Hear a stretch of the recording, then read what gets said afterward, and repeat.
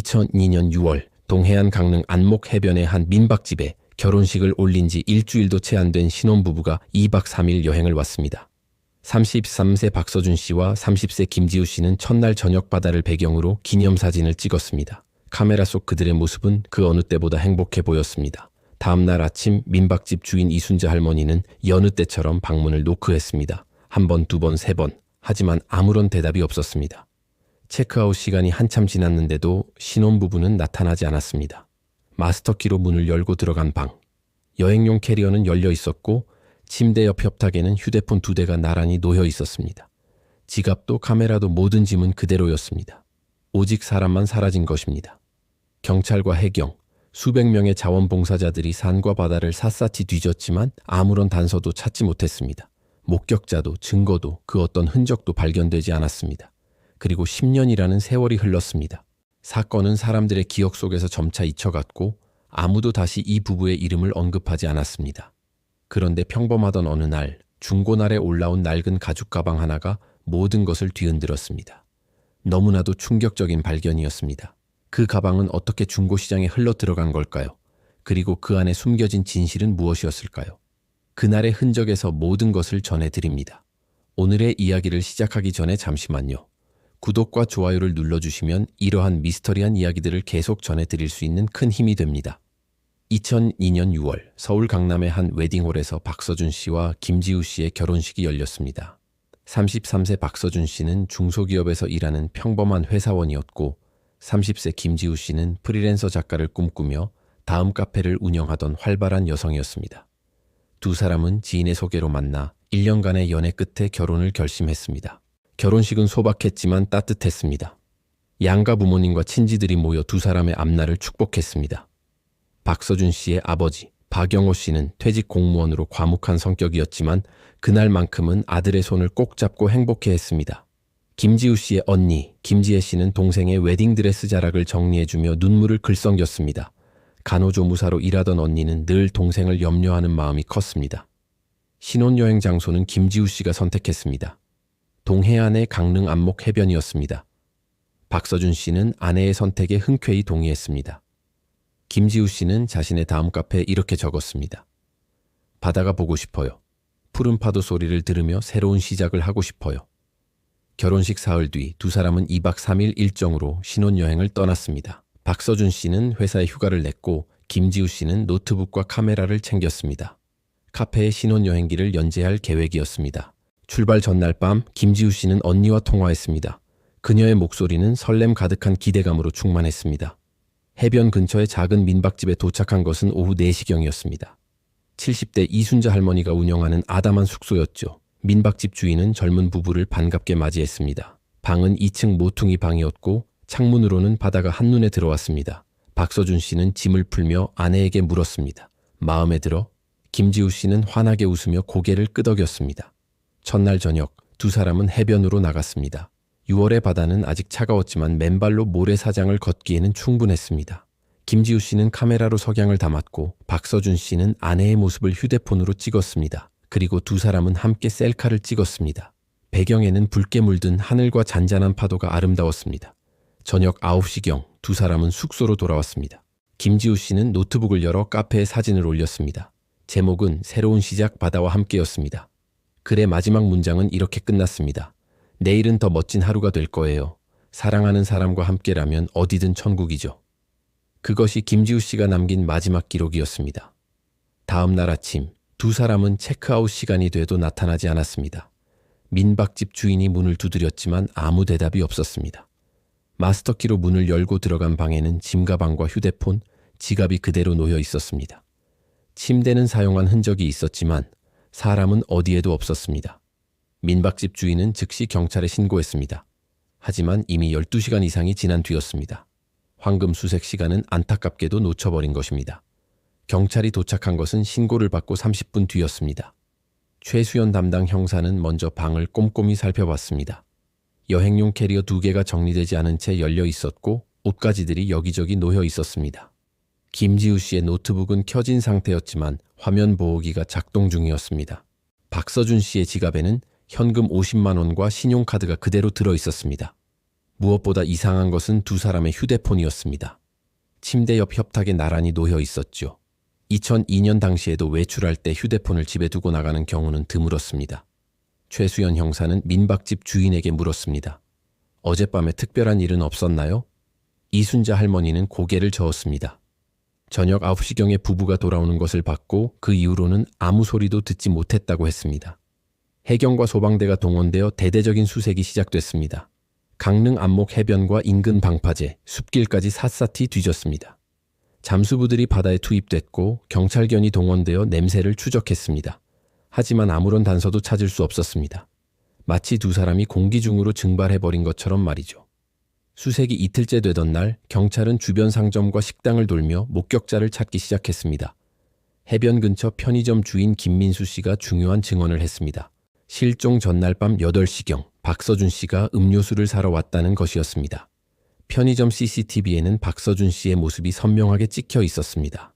평범한 반바지와 티셔츠 차림이었고 표정도 밝아 보였습니다. 콜라 2캔과 과자를 샀고 계산을 마치고 나가면서 좋은 저녁 되세요 라고 인사까지 했다고 합니다. 그것이 박서준 씨의 마지막 목격 장면이었습니다. 편의점에서 민박집까지는 도보로 5분 거리였습니다. 하지만 그 5분 사이에 무슨 일이 있었는지는 아무도 모릅니다.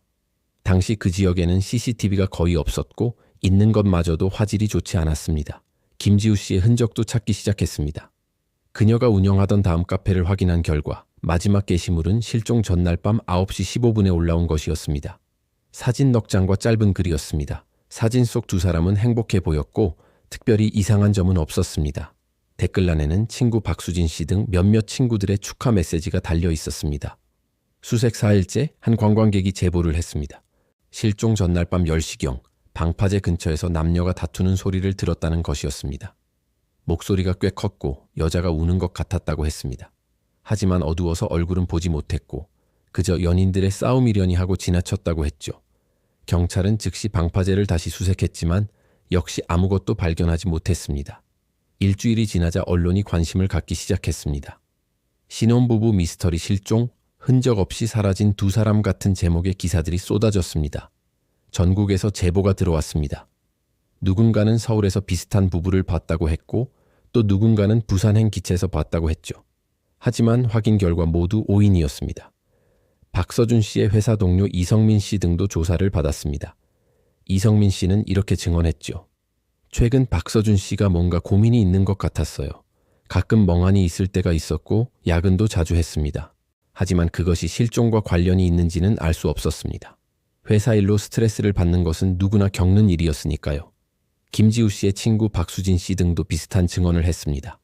결혼을 서두르는 것 같았어요. 원래는 가을에 하려고 했는데 갑자기 여름으로 앞당겼다고 했죠. 신혼여행 장소도 처음에는 제주도였다가 동해안으로 바꿨다고 했습니다. 하지만 그 이유에 대해서는 아무도 몰랐습니다. 김지우 씨는 그저 바다가 보고 싶다고만 했다고 하죠. 수색은 한 달 넘게 계속됐지만 성과는 없었습니다. 최수연 형사 등 경찰은 여러 가능성을 검토했습니다. 자살, 타살, 단순 실종, 도피. 하지만 어느 것도 확실한 증거가 없었습니다. 어떤 증거도 발견되지 않았습니다. 박서준과 김지우는 마치 흔적조차 남기지 않고 사라진 듯 했습니다. 사건 발생 한 달이 지나자 여론은 점점 술렁이기 시작했습니다. 일부 언론 매체들은 자극적인 추측 기사를 쏟아냈습니다. 신혼부부 자작극 의혹, 보험금을 노린 실종 연극, 불륜과 도피, 그 진실은 같은 제목들이 다음 카페와 초기 인터넷 커뮤니티에 떠돌았습니다. 특히 한 주간지는 박서준의 회사 동료와 인터뷰를 크게 다뤘습니다. 동료는 박서준이 결혼 전 주식 투자로 큰 손실을 봤다고 증언했죠. 약 3천만 원 정도였다고 전해졌습니다. 결혼 자금으로 모아둔 돈이었는데 잘못된 투자로 모두 날려버렸다는 것이었습니다. 하지만 이 사실을 김지우에게는 숨겼다고 했습니다. 김지우 쪽에서도 이상한 소문이 돌기 시작했습니다. 대학 시절 남자친구가 언론에 나타났습니다. 김지우가 결혼 2달 전에 연락을 해왔다는 것이었습니다. 만나자고 했지만 거절했고 전화 통화만 잠깐 했다고 했습니다. 목소리가 많이 불안해 보였다고 증언했죠. 하지만 무슨 내용인지는 말하지 않았습니다. 경찰은 이런 의혹들을 하나씩 확인했습니다. 박서준의 주식 계좌를 조사한 결과 실제로 손실이 있었지만 3천만 원은 과장된 금액이었습니다. 실제로는 800만 원 정도였죠. 또한 김지우의 전 남자친구 증언도 신빙성이 떨어졌습니다. 통화 기록을 확인한 결과 통화 시간은 3분도 안 됐고 김지우 쪽에서 먼저 전화를 끊은 것으로 나타났습니다. 그럼에도 소문은 계속 퍼져나갔습니다. 이순자 할머니가 운영하는 강릉 안목 해변의 민박집도 압박을 받기 시작했습니다. 일부 네티즌들은 이순자 할머니가 뭔가 숨기고 있다고 주장했습니다. 나이든 노인이 젊은 부부를 해쳤을 거라는 황당한 추측까지 나왔죠. 이순자 할머니는 결국 영업을 중단해야 했습니다. 양가 부모들은 언론의 추측성 보도에 분노했습니다. 박서준의 아버지 박영호 씨는 기자회견을 자청했습니다. 떨리는 목소리로 말했습니다. 우리 아들은 그런 아이가 아닙니다. 정직하고 책임감 있는 아이였어요. 제발 확인되지 않은 소문을 퍼뜨리지 말아주세요. 김지우의 언니 김지혜 씨도 다음 카페에 긴 글을 올렸습니다. 동생이 얼마나 결혼을 기다렸는지, 얼마나 행복했는지를 적었죠. 신혼여행 가방을 사러 같이 쇼핑을 갔던 날의 이야기도 있었습니다. 가죽 가방을 고르면서 언니 이거 어때? 서준 씨도 좋아할까? 라고 물었다고 했죠. 하지만 시간이 지날수록 대중의 관심은 식어갔습니다. 새로운 단서도 없고 목격자도 나타나지 않았습니다. 경찰도 수사 인력을 줄이기 시작했습니다. 미제 사건으로 분류될 가능성이 커 보였습니다. 실종 1년이 지났습니다. 경찰 수사는 사실상 중단됐지만 양가 가족들은 포기하지 않았죠. 특히 김지우의 언니 김지혜 씨는 매주 주말마다 동해안 강릉으로 내려갔습니다. 전단지를 들고 해변과 시장, 터미널을 돌며 사람들에게 물었습니다. 혹시 이 사람들을 본 적 있냐고요? 박서준의 어머니도 움직이기 시작했습니다. 평생 집안일만 하던 조용한 여성이었지만 아들을 찾기 위해 변했죠. 다음 카페를 만들고 실종자 가족 모임에 참여했습니다. 비슷한 아픔을 가진 사람들과 정보를 공유하며 희망의 끈을 놓지 않으려 했습니다. 2003년 겨울 한 제보가 들어왔습니다. 실종 당일 새벽 9시경 강릉 안목 해변에서 500m로 떨어진 야산 입구에서 승용차를 본 사람이 있다는 것이었죠. 검은색 승용차였고 불이 꺼진 채 정차해 있었다고 했습니다. 하지만 차량 번호는 기억하지 못했고 너무 오래전 일이라 정확하지도 않았습니다. 그래도 가족들은 희망을 가졌습니다. 경찰에 재수사를 요청했지만 거절당했습니다. 증거가 너무 빈약하다는 이유였습니다. 김지우의 언니는 직접 탐문을 시작했습니다. 야산 주변 주민들을 만나 물었지만 아무도 기억하는 사람이 없었죠. 2004년 여름 박서준의 아버지 박영호 씨가 쓰러졌습니다. 뇌졸중이었죠. 다행히 목숨은 건졌지만 왼쪽 몸을 제대로 쓸 수 없게 됐습니다. 의사는 스트레스가 원인이라고 했습니다. 아들의 실종 이후 제대로 잠을 자지 못했고 매일 같은 악몽에 시달렸다고 합니다. 김지우의 어머니도 심리치료를 받기 시작했습니다. 우울증과 불안장애 진단을 받았죠. 딸이 살아있다고 믿으면서도 한편으로는 최악의 상황을 떠올리며 괴로워했습니다. 가족들은 점점 지쳐갔지만 그래도 포기할 수 없었습니다. 2005년 김지우의 언니는 사설 탐정을 고용했습니다. 적지 않은 비용이었지만 마지막 희망이라고 생각했죠. 탐정은 실종 당시의 기록을 다시 검토하고 놓친 단서가 없는지 확인했습니다. 그리고 한 가지 이상한 점을 발견했습니다. 실종 전날 김지우의 휴대폰으로 걸려온 전화가 있었는데 발신자 번호가 없었다는 것이었죠. 공중전화도 아니고 그냥 번호 자체가 표시되지 않았습니다. 통화 시간은 50초 정도였고 오후 5시경이었습니다. 하지만 이것만으로는 아무것도 알 수 없었죠. 시간은 계속 흘렀고 세상은 변해갔습니다. 하지만 두 사람은 여전히 돌아오지 않았습니다. 2007년 실종 5년째가 되던 해였습니다. 이제 사건을 기억하는 사람은 많지 않았습니다. 새로운 실종 사건들이 계속 일어났고 언론의 관심도 완전히 사라졌습니다. 경찰 파일 속에서도 박서준과 김지우의 사건은 미제 사건 서류 더미 속에 묻혀 있었습니다. 김지우의 언니는 여전히 매달 한 번씩 강릉 안목 해변을 찾았습니다. 하지만 이제는 전단지를 돌리지 않았습니다. 그저 동생이 마지막으로 머물렀던 해변을 걸으며 혼자 기도했습니다. 민박집은 이미 다른 건물로 바뀌어 있었고 이순자 할머니도 2년 전에 세상을 떠났습니다. 박서준의 부모님은 서울을 떠나 시골로 내려갔습니다. 아버지의 건강이 계속 악화됐고 도시 생활이 힘들어졌죠. 어머니는 매일 아침 아들의 사진 앞에 밥을 차려놓았습니다. 돌아올 때 배고플까봐 걱정이라고 했죠. 이웃들은 안쓰러워하면서도 아무 말도 하지 못했습니다. 2009년 한 다큐멘터리 TV 프로그램이 이 사건을 다시 조명했습니다. 미스터리 실종 사건들이라는 프로그램이었죠. 제작진은 당시 수사 자료를 다시 검토하고 관련자들을 인터뷰했습니다. 하지만 새로운 사실은 없었습니다. 오히려 시간이 지나면서 증언들은 더 흐려졌죠. 프로그램에 출연한 프로파일러는 이렇게 분석했습니다. 계획적인 실종이라기보다는 우발적인 사고일 가능성이 높다고 봅니다. 하지만 시신이 발견되지 않은 것이 이상하죠. 바다에 빠졌다면 며칠 내에 떠올랐을 테고 산에서 조난됐다면 흔적이 있었을 텐데 말입니다. 2010년 김지우의 어머니가 기자회견을 열었습니다. 누군가 알고 있는 게 있다면 제발 말해주세요. 살아있든 죽었든 알고 싶습니다. 라고 울먹였죠. 하지만 반응은 거의 없었습니다. 사람들은 이미 잊어버린 사건이었으니까요. 그 해 말, 김지우의 친구 박수진 씨 한 명이 이상한 이야기를 했습니다. 실종 일주일 전에 김지우가 물었다는 것이었죠. 만약 내가 갑자기 사라진다면 어떻게 할 거야? 그때는 농담인 줄 알았는데 지금 생각해보니 의미심장했다고 했습니다. 하지만 이것도 확인할 방법은 없었죠. 2011년 실종자 가족 모임에서 박서준의 어머니와 김지우의 언니가 만났습니다. 두 사람은 서로를 위로하며 울었습니다. 그리고 약속했습니다. 끝까지 포기하지 않겠다고, 진실이 무엇이든 꼭 밝혀내겠다고 말입니다. 하지만 세월은 무정했습니다. 기억은 흐릿해졌고 증거는 사라졌습니다. 10년이 다 되어갔는데도 두 사람의 행방은 여전히 미스터리였죠. 2012년 가을 평범한 화요일 오후였습니다. 김지우의 언니 김지혜 씨는 점심시간에 습관처럼 중고나라 같은 중고거래 사이트를 둘러보고 있었습니다. 간호조무사로 일하는 병원 휴게실에서 잠깐의 휴식 시간이었습니다. 그런데 갑자기 심장이 멎는 듯한 느낌이 들었습니다. 화면에 떠있는 낡은 가죽 가방. 갈색 빛이 바랜 여행용 가방이었죠. 판매자가 올린 사진은 흐릿했지만 가방의 모양과 디자인이 너무나 익숙했습니다. 김지우와 함께 명동에서 샀던 바로 그 가방처럼 보였죠. 손가락이 떨렸지만 침착하게 사진을 확대했습니다. 가방 안쪽 사진도 있었습니다. 낡은 안감이 찢어진 부분, 작은 주머니의 위치, 모든 것이 일치했죠. 그리고 결정적으로 가방 안쪽 모서리에 희미하게 보이는 글씨가 있었습니다. 사진으로는 잘 안 보였지만 분명 무언가 새겨져 있는 것 같았습니다. 김지우의 언니는 즉시 판매자에게 연락했습니다. 20대 후반의 대학원생이었죠. 서울 외곽에 살고 있다고 했습니다. 가방을 직접 보고 싶다고 했더니 흔쾌히 승낙했습니다. 다음 날 만나기로 했습니다. 약속대로 다음 카페에서 만난 박수진은 평범한 모습의 청년이었습니다. 박지우의 언니 김지혜는 가방을 건네받아 안을 꼼꼼히 살폈죠. 그 순간 김지혜는 숨이 멎는 듯 했습니다. 볼펜으로 작게 새겨진 지우 그리고 서준이라는 글씨가 선명하게 보였기 때문입니다. 그것은 김지우가 직접 쓴 글씨체였습니다. 김지혜는 박수진에게 물었습니다. 이 가방을 어디서 구했냐고요?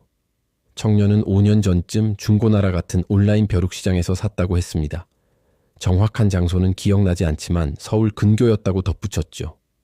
가방 안에 뭐가 들어있었냐고 묻자 그는 오래된 영수증 몇 장과 동해안 모래가 조금 있었다고 답했습니다. 영수증은 버렸고 모래는 털어냈다고 했죠. 김지혜는 즉시 최수연 형사에게 신고했습니다. 10년 만에 처음으로 나타난 명확한 물증이었으니까요. 경찰은 가방을 압수하고 정밀 감식에 착수했습니다. 지문 채취, DNA 검사, 모래 성분 분석 등 가능한 모든 조사가 이루어졌죠. 일주일 후 결과가 나왔습니다. 가방에서 김지우의 지문이 검출된 것입니다. 또한 미세하게 남아있던 모래는 강릉 안목 해변 지역의 모래와 성분이 일치했습니다. 하지만 그뿐이었습니다. 다른 결정적인 단서는 없었죠. 경찰은 박수진을 다시 조사했지만 그는 정말로 아무것도 모르는 듯 했습니다. 거짓말 탐지기 검사도 통과했고요. 벼룩시장 상인들을 수소문했지만 5년 전 일을 기억하는 사람은 아무도 없었습니다. 언론이 다시 주목하기 시작했습니다. 10년 만에 발견된 실종 부부의 가방, 미스터리는 계속된다와 같은 기사들이 쏟아져 나왔죠. 하지만 가방이 어떻게 중고시장까지 흘러갔는지는 여전히 의문으로 남았습니다. 가방 발견 소식에 박서준과 김지우의 양가 가족들은 다시 희망을 품었습니다. 박서준의 어머니는 10년 만에 처음으로 서울로 올라왔습니다. 경찰서에서 아들의 가방을 직접 확인하고 싶다고 했죠. 낡고 바랜 가족 가방을 보며 하염없이 눈물을 흘렸습니다. 며느리가 얼마나 신중하게 고른 물건인지 잘 알고 있었으니까요. 경찰은 수사팀을 재편성했습니다. 하지만 10년이라는 세월은 너무나 길었습니다. 당시 수사를 담당했던 형사들은 대부분 은퇴했거나 다른 부서로 옮겨간 상태였죠. 새로운 담당자들은 오직 서류로만 사건을 파악해야 했습니다. 수사는 가방의 이동 경로를 추적하는 데 집중되었습니다. 2007년부터 2012년까지 5년 동안 가방이 어디에 있었는지 알아내려 애썼죠. 전국의 중고품 시장과 벼룩 시장을 조사했습니다. 하지만 대부분의 거래가 현금으로 이루어지고 기록이 없어 추적이 불가능했습니다. 그러다 한 가지 이상한 점이 발견되었습니다. 가방 손잡이 부분에서 미량의 석회 성분이 검출된 것이었지요. 동해안 지역에는 석회암 지대가 거의 없었습니다.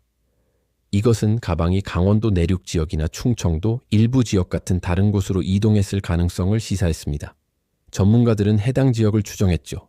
김지혜는 독자적으로 조사를 계속했습니다. 동생 김지우가 운영하던 다음 카페를 다시 샅샅이 뒤졌습니다. 그리고 이상한 점을 발견했습니다.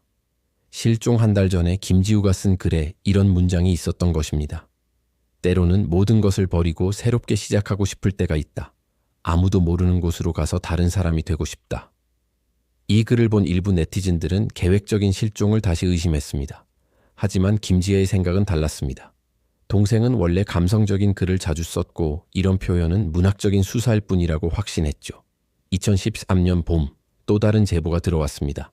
충청도의 한 폐광 근처에서 박서준, 김지우 부부와 비슷한 사람들을 2003년경에 봤다는 것이었습니다. 남자는 수염을 기르고 있었고 여자는 짧은 머리였다고 했죠.